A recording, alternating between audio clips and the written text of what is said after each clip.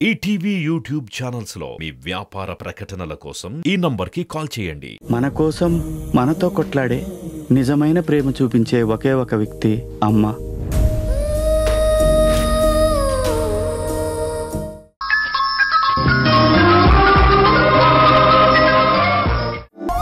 అంటే నా కొడుకు కోలుకోవడం కష్టం అంటారా డాక్టర్ గారు? ఏ విషయం ఇప్పుడు కరెక్ట్గా చెప్పలేని సిచ్యువేషన్ అమ్మా. ఏదైనా ప్రాబ్లమా డాక్టర్? ప్రాబ్లం అయితే ఉంది, బట్ ఇంకా అదేంటో రెక్టిఫై చేయలేదు. ప్రాబ్లం ఏంటో ఎలా తెలుస్తుంది డాక్టర్? ఇంకా కొన్ని టెస్టులు స్కానింగ్లు తీయాలి. ఆ రిపోర్ట్స్ వస్తే గానీ అసలు ప్రాబ్లం ఎక్కడుందో తెలియదు. మీకు దండం పెడతాను, నా కొడుకుని ఎలాగైనా బతికించండి. ఒకసారి ఇటు చూడండి డాక్టర్. తల్లి లేని పిల్ల, ఇప్పుడు తండ్రి కూడా లేకపోతే ఈ పసి హృదయం తట్టుకుంటుందా? మీ కాళ్ళు అయ్యో ఏంటమ్మా ఇది? డాక్టర్గా నా ప్రయత్నం నేను చేస్తున్నాను. తర్వాత భారం అంతా ఆ దేవుడి మీదే.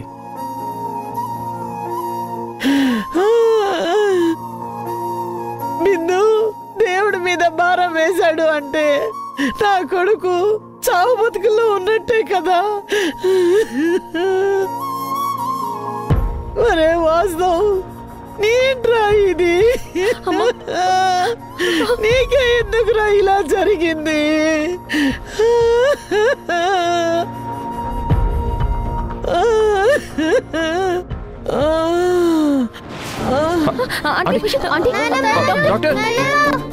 ఏమైంది? లోపల తీసుకురా.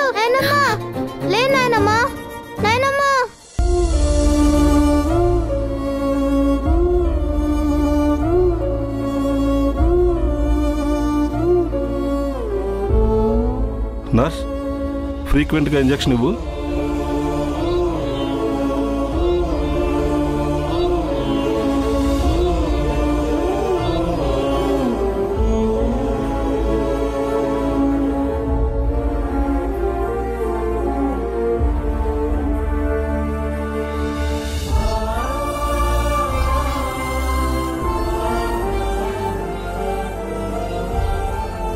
ఏం పర్లేదు, మీరు రెస్ట్ తీసుకోండి.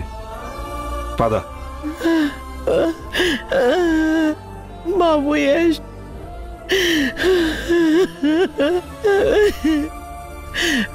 నువ్వే మాకు దిక్కిప్పుడు. వాస్తవ సంగతి నువ్వే చూసుకో బాబు.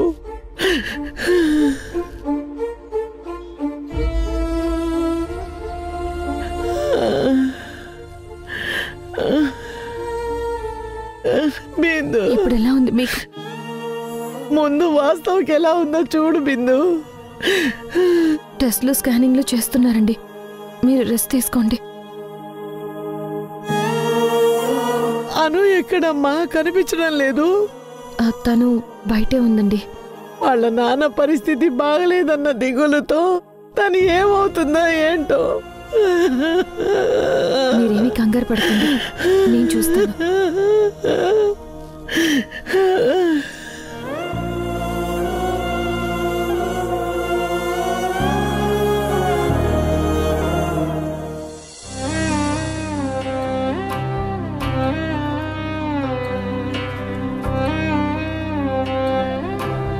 దేవుడా, తయారు నీకు దండం పెట్టమని నాకు చాలాసార్లు చెప్పింది. నీకెందుకు దండం పెట్టాలో నాకు తెలీదు, కానీ నీకు దండం పెట్టడిగితే ఏది అడిగినా ఇస్తావంట కదా. తయారు చెప్పింది. నాకేమీ వద్దు దేవుడా, నాకు మా డాడీ కావాలి. మా డాడీని కాపారు చాలు. డాక్టర్ క్రిటికల్ అని చెప్పారు. నాకు మా అమ్మని లేకుండా చేసావు, అయినా బాధపడలేదు. డాడీని కూడా నాకు లేకుండా చేయకు, ఎందుకంటే మా డాడీనే నాకు అన్ని. ఫ్రెండ్ అయినా అమ్మైనా ఏదైనా మా డాడీనే. ఇప్పుడు డాడీ కూడా లేకపోతే ఒంటరిదాన్ని అయిపోతాను. నీకెన్నిసార్లు దండం పెట్టమంటే అన్నిసార్లు దండం పెడతాను. మా డాడీ నాకు ఇచ్చేవా?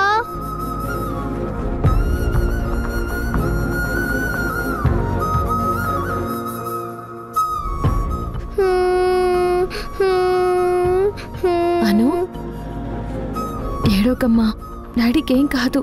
మరెందుకు డాక్టర్ చెప్పగానే తయారేర్చింది? అంటే డైరెక్ట్ సీరియస్ అనే కదా తయారేర్చింది. అదేం కాదమ్మా, మీ డాడీ ఎప్పుడు ఇలా హాస్పిటల్లో ఉండలేదు కదా, అందుకే బాధేసి కన్నీళ్ళు పెట్టుకున్నారంతే. రా మనం వెళ్దాం.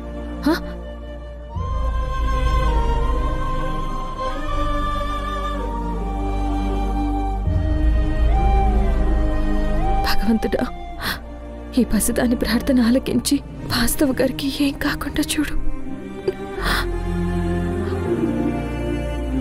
రా.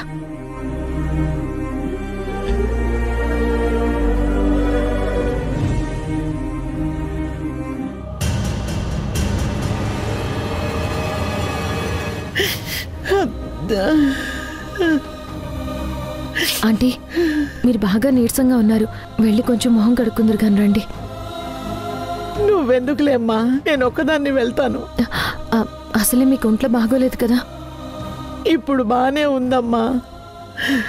వాస్తవ పరిస్థితి ఎలా ఉందో డాక్టర్ వస్తే కనుక్కోమ్మా.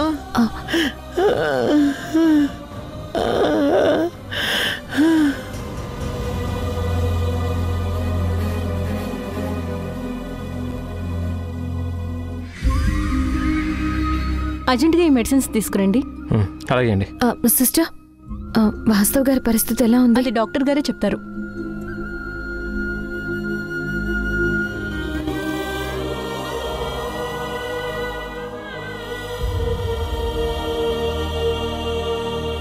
రిషి, పాప మన్ను వారి డాడీ గురించి బాధపడుతుంది.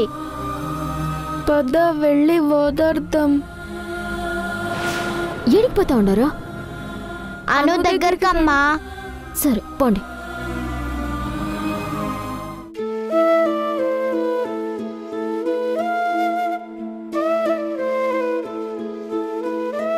మీ డాడీకి ఏం కాదను, నువ్వేం ఫీల్ అవ్వకు. మా డాడీ ఇంకా ఆపరేషన్ థియేటర్లోనే ఉన్నాడు. డాక్టర్లు మీ డాడీకి ట్రీట్మెంట్ చేస్తున్నారు. ట్రీట్మెంట్ జరుగుతూనే కదా మీ డాడీ రికవర్ అయ్యేది. పాపం, మా వల్లే మీ డాడీ హాస్పిటల్లో పడ్డారు. అవును, మమ్మల్ని కాపాడడం వల్లే అంకుల్కి చాలా దెబ్బలు తగిలాయి.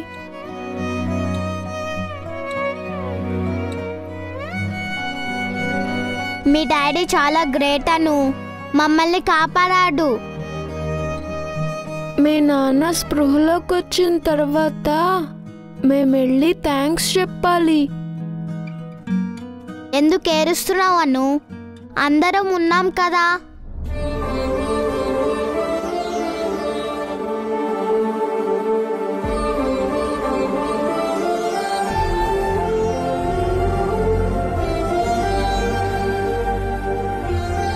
మళ్ళీ ఎందుకు ఏడుస్తున్నావను? వాళ్ళ డాడీ గురించి అమ్మా.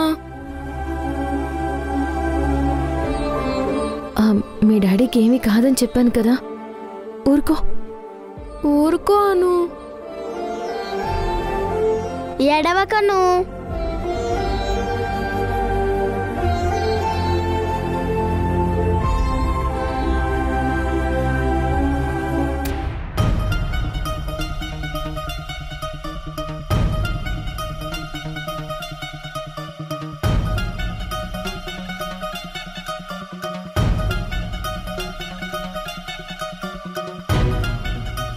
సంధ్య, పిల్లల్ని ఎందుకు తన దగ్గరికి పంపించావు?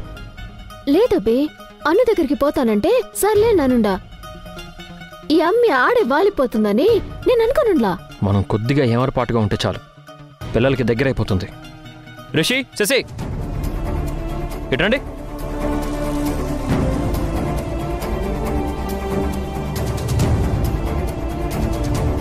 మీరు అమ్మతోనే ఉండండి, అడ్డమైన వాళ్ళ దగ్గరికి వెళ్ళకండి.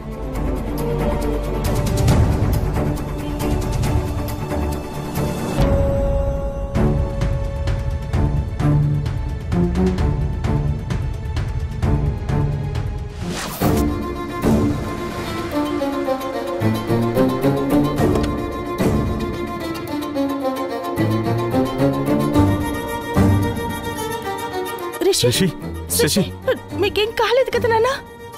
ఏం కాలేదు నానమ్మ, కాకపోతే చిన్న దెబ్బ తగిలింది. చూపించు. నొప్పిగా ఉందా? అవును నానమ్మ. తగ్గిపోతుందిలే నాన్న.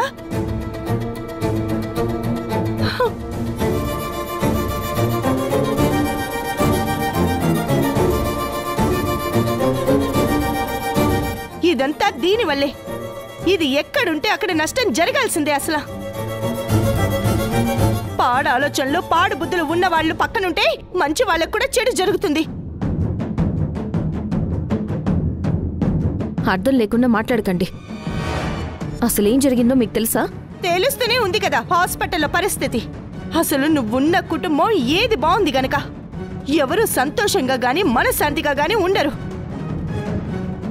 నీ వల్ల మేము నాశనం అయిపోయాం. ఇప్పుడు వాస్తవ ఫ్యామిలీ కూడా నాశనం అయింది. నీ చూపు పడితే చాలు ఎంత ఆనందంగా ఉన్న వాళ్ళైనా సరే కష్టాలతో కన్నీళ్లు పెట్టాల్సిందే. నోటికొచ్చినట్టు మాట్లాడకండి, లేదంటే మీకు మర్యాద దక్కదు. అబ్బో, మర్యాద? నీకు పెద్దవాళ్ళకి మర్యాద ఇవ్వటం కూడా తెలుసా ఏంటి? నిజంగా నీకు తెలుసుంటే నీతో నేను ఎన్నిసార్లు చెప్పుంటానే మా పిల్లల జోలికి రావద్దు అని. విన్నావా? ఆహా, వెంట పడుతూనే ఉన్నావు. ఏదో విధంగా వాళ్ళని కలిసి దగ్గర అవుతూనే ఉన్నావు. వాస్తవ కూతురు బర్త్డేకి యష్ని పిలవటం కూడా నీ ప్లానే కదా? యష్తో పాటు పిల్లలు కూడా ఫంక్షన్కి వస్తారు. వాళ్ళకి మాయ మాటలు చెప్పి పిల్లల మనసులో విషం నింపొచ్చనేగా. ఇదే కదా నీ ఆలోచన? మీ కొడుకు వాళ్ళని బర్త్డే ఫంక్షన్కి పిలిచింది నేను కాదు, వాస్తవ్ గారు. పిలవమని నువ్వే చెప్పుంటావు. నువ్వు ఏది చెప్తే అదే చేస్తాడుగా వాస్తవ్. పిల్లలు ఫంక్షన్కి రావడం వల్లే కదా ఈ దెబ్బలు, లేదంటే హాయిగా ఇంట్లోనే ఉండేవాళ్ళు.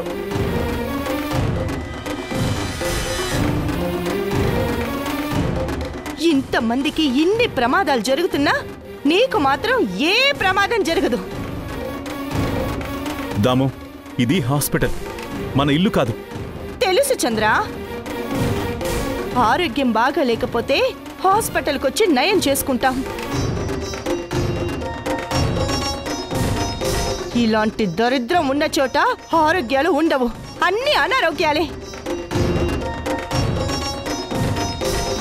దీనివల్ల మనుషుల ప్రాణాలు చిక్కుల్లో పడుతుంటే తిట్టక పొగడాలా? మా డాడీ ఆంటీ కలిసి రిషి శశిని మంటల్లో నుంచి కాపాడాడు తెలుసా?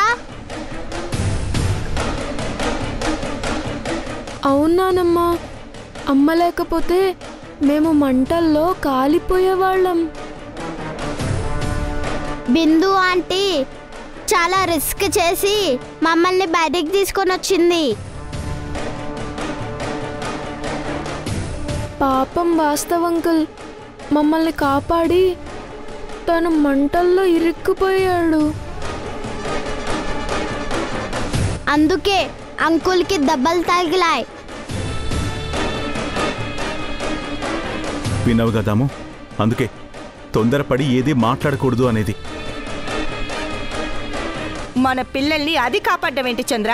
అవన్నీ డ్రామాలు, నీకు తెలీదా?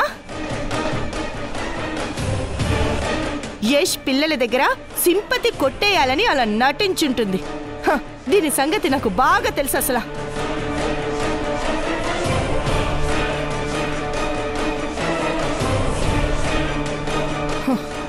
సంధ్య, పిల్లల్ని అస్సలు వదలకు.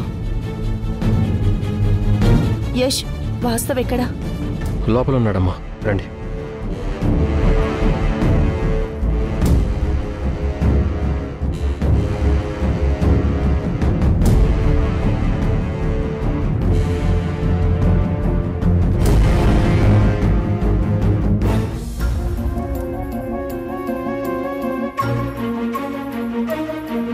అసలు ఏం జరిగిందిరా?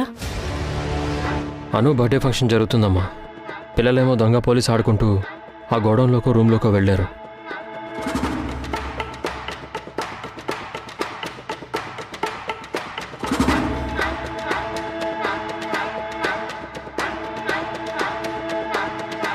వెంటనే వాస్తవం తీసుకొచ్చి హాస్పిటల్లో జాయిన్ చేశాం. వాస్తవ్ గురించి డాక్టర్ ఏమన్నారా? ప్రాబ్లం ఏంటో తెలీదు, టెస్ట్లు స్కానింగ్లు చేయాలన్నారు. సీరియస్ అయితే ఏం లేదు కదా? ఆ విషయం రిపోర్ట్స్ చూశాక కానీ చెప్పలేమన్నారమ్మా. ఇవాళ మీరు లేచిన వేళ విశేషం బాగుందిరా, అందుకే చిన్న దెబ్బలతో బయటపడ్డారు.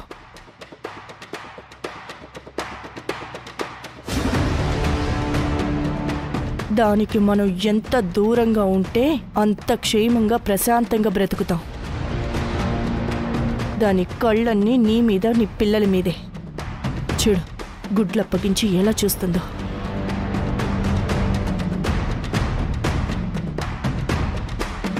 మీరు ఎక్కువసేపు ఇక్కడ ఉండటం మంచిది కాదు, పద వెళ్ళిపోదాం. అమ్మా, ఈ టైంలో వెళ్ళిపోవడం కరెక్ట్ కాదమ్మా. నా పిల్లల్ని కాపాడి వాత్సో హాస్పిటలైజ్ అయ్యాడు. నా అవసరం ఇక్కడ ఉంది, నేను ఉంటాను. కావాలంటే పిల్లల్ని సంధ్యని తీసుకొని మీరు వెళ్ళండి. యశ్ ఒక్కడే ఇక్కడుంటే ఈ మాయలాడి వీణ్ణి తన దారిలోకి తెచ్చుకోవడం కోసం ప్రసాద్ అన్నయ్యని నేను చంపలేదు, తాగిన మైకంలో నువ్వే హత్య చేశావు, నీ మీద ప్రేమతో ఆ హత్యా నేరం నా మీద వేసుకొని జైలుకు వెళ్ళాను అని కళ్ళబొల్లి మాటలు చెప్తుంది. దాంతో వీడదంతా నిజమని నమ్మేసి సింధుని క్షమించేసి రిషి శశి నీ పిల్లలే అన్న నిజం చెప్పినా చెప్పేస్తాడు. వీణ్ణి ఎట్టి పరిస్థితుల్లో ఇక్కడ ఉంచకూడదు. ఏంటిదమ్మా ఆలోచిస్తున్నావు? వెళ్దాం పదా. రేయేష్, అది కాదురా, నువ్వు ఇక్కడుండి మాత్రం ఏం చేయగలవు? వాస్తవికి డాక్టర్ ట్రీట్మెంట్ చేస్తున్నారు కదా, అంతగా ఏదైనా అవసరం అనుకుంటే అప్పుడొద్దు గాని పద వెళ్దాం. అమ్మా, వాస్తవాన్ని ఈ పరిస్థితుల్లో వదిలి రాలేను. ప్లీజ్, తన హెల్త్ కండిషన్ తెలిసే వరకు నేను ఇక్కడే ఉంటాను. రాము చెప్పాడుగా, పద.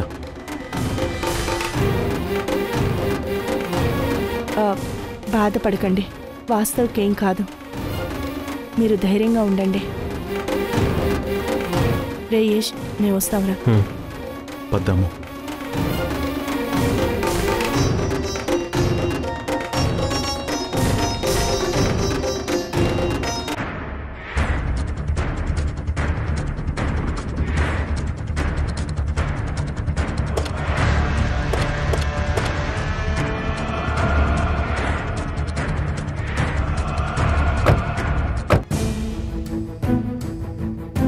యష్, ఏంటి అసలు నేనంటే ఎందుకు నీకంత కోపం? ఎన్నిసార్లు చెప్పాలి నీకు? నన్ను, నా ప్రేమని మోసం చేసావు, నా లైఫ్ని నాశనం చేసావు, అంతకురాలుగా జైలుకి వెళ్ళావు. ఇవి చాలవా నీ మీద కోపం రావడానికి, అసహ్యం కలగడానికి? నీకు తెలిసింది ఒకవైపు యష్, తెలియని నిజం ఇంకో వైపు ఉంది. ఏంటా నిజం? ఆ రోజు రెస్టారెంట్లో నన్ను సిద్ధార్థని చూసి తాగిన మైకంలో అనవసరంగా ఆపార్థం చేసుకున్నావు. అసలు అక్కడేం జరిగిందో తెలుసా?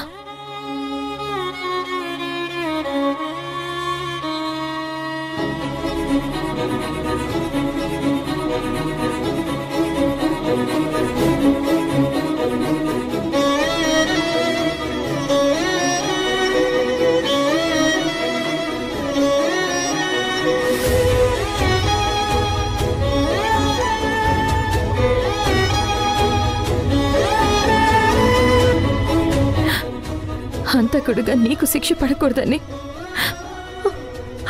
ఆ నేరం నా మీద వేసుకున్నాను.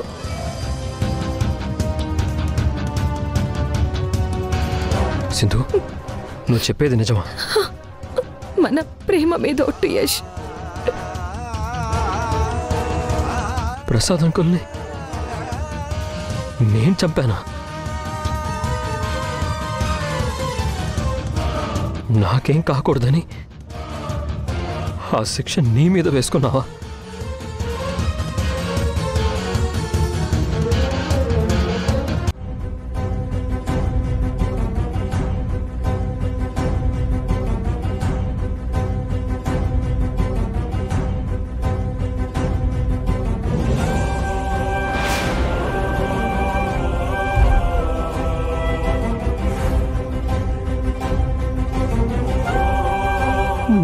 క్షమించు సింధు.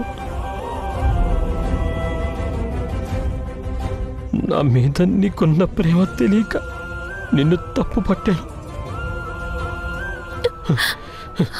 నన్ను క్షమిస్తావు కదా? యష్, ఏంటిది? మన మధ్య ప్రేమ తప్ప క్షమాపణలు ఉండకూడదు. ఇన్నాళ్ళు ఈ నిజం నీకు చెప్పే అవకాశం రాలేదు. అందుకే నీ దృష్టిలో నేను దోషిగా ఉండిపోయాను. దోషిని నేనే సింధు. ఇన్నాళ్ళు నీ దగ్గర నిజం దాచాను. ఏంటది? రిషి, శశి నీ పిల్లలు కాదు అని అబద్ధం చెప్పాను. వాళ్ళు మన పిల్లలే సింధు.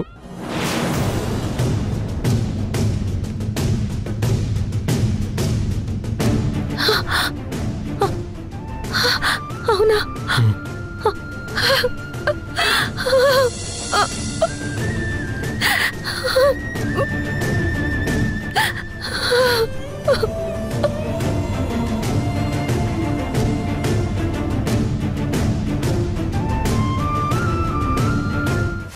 బాబు యష్, కొంచెం వీళ్ళని మా ఇంటి దగ్గర డ్రాప్ చేస్తావా బాబు? చూడు, ఇప్పుడు అనవసరంగా మా మధ్యలోకి రాకు. ఈ ఇల్లు మేము హ్యాండ్ ఓవర్ చేసుకుంటున్నాం. ఎవరైనా లోపలుంటే బయటికి పంపించేయండి రా. ఆగండి. రే, మర్యాదగా చెప్తున్నాను, పక్కకి తప్పుకో. నా మాట వినండి, వెళ్ళడానికి వీలేదు మీరు.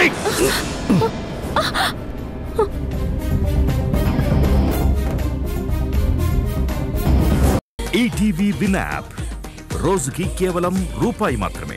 ఇప్పుడే ఈటీవీ విన్ యాప్ డౌన్లోడ్ చేసి సబ్స్క్రైబ్ చేయండి.